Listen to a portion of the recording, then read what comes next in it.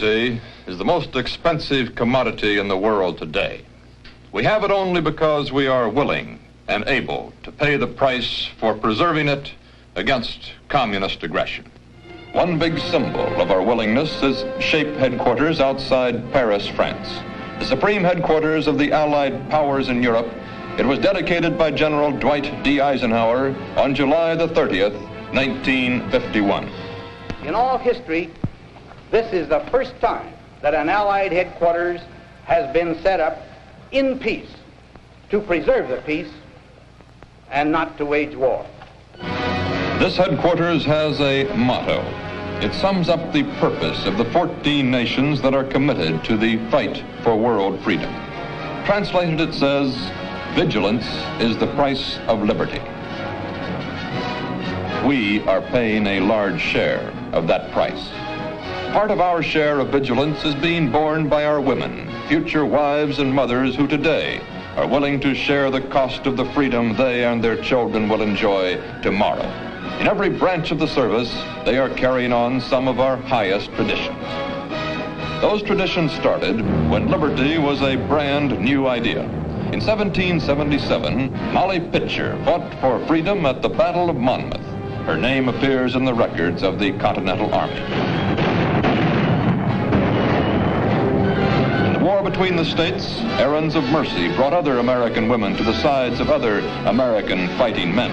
They were there because they were needed for the jobs that women could do best. It was almost 40 years later, in 1901, that the first regular women's service was organized. America's women were part of her strength. They had the right to a place in service beside our fighting men.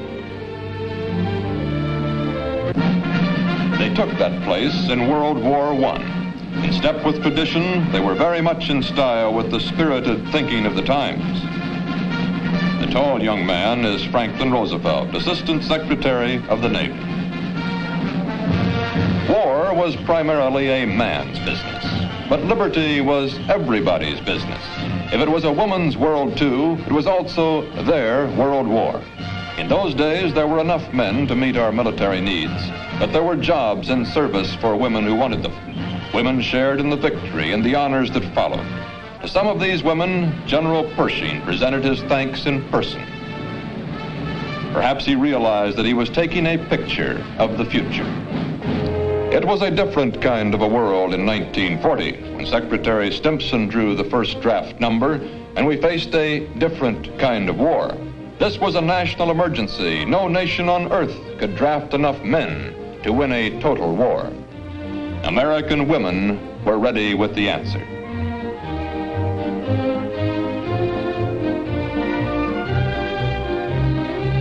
First to be sworn in were outstanding figures in the fields of higher education and business. As heads of the newly organized women's services, they would provide the highest quality of leadership for the thousands that were to follow.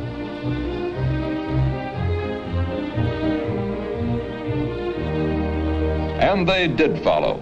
American women from 20 to 50, volunteers for service with the Army, the Navy, Marine Corps, and Coast Guard.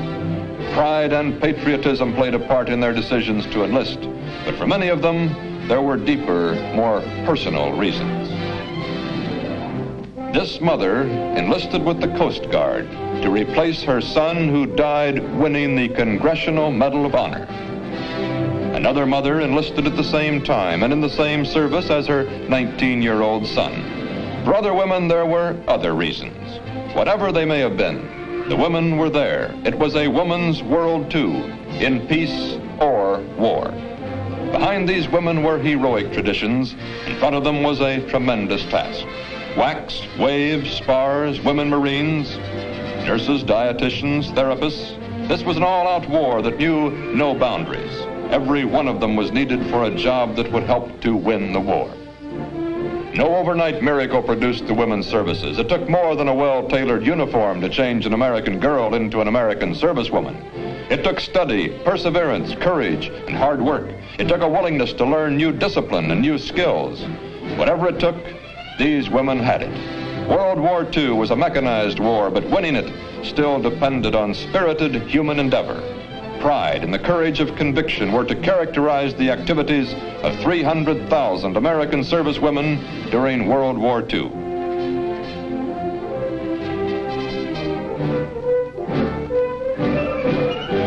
There were jobs to be done. These women had volunteered to do them.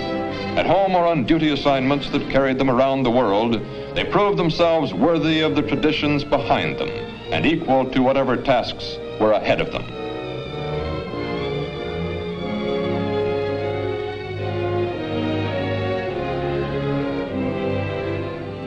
Wherever they landed, they took the situation well in hand.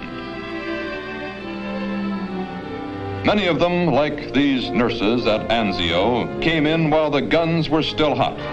All over the world, wherever they were needed or wherever regulations permitted them to be sent, American women were to write new, stirring chapters in the histories of each of the services.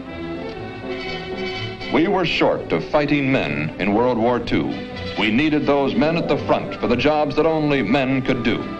For the first time in history, we were running short of manpower until our women, by the thousands, began to come into the picture.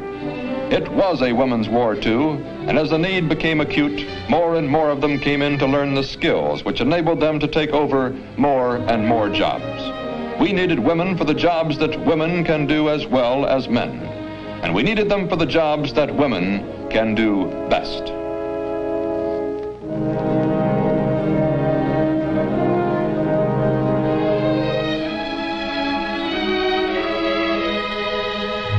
As we watched them at work, sharing the cost of victory, one important idea became clear.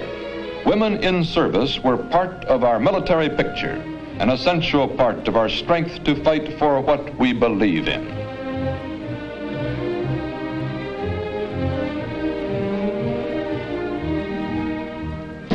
For our women in service, worldwide recognition was added to the personal satisfaction of a tough job well done. This review by Winston Churchill was only one of the many marks of recognition for their outstanding contributions to Allied victory. From our own people came others, like this plaque presented to all the women of the 5th Army. For other individuals, there were medals and citations for meritorious service above and beyond the call of duty.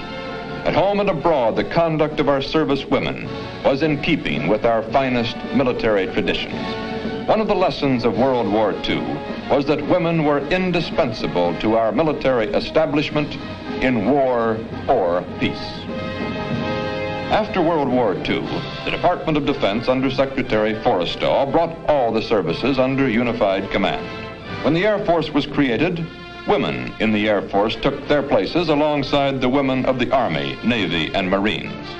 Many of them were veterans whose wartime service was commemorated in the special postage stamp that President Truman first presented.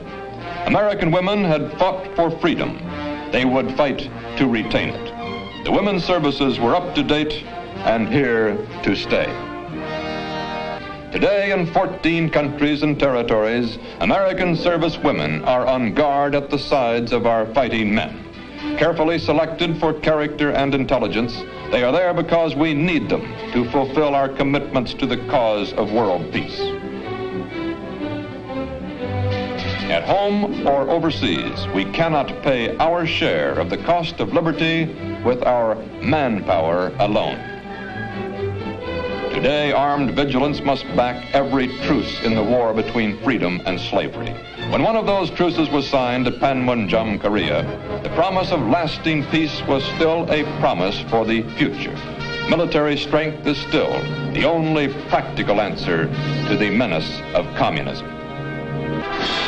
Our service women are part of our military strength. Volunteers with pride in their own traditions, they are sharing in the vigilance of the free world. That vigilance is the price of liberty.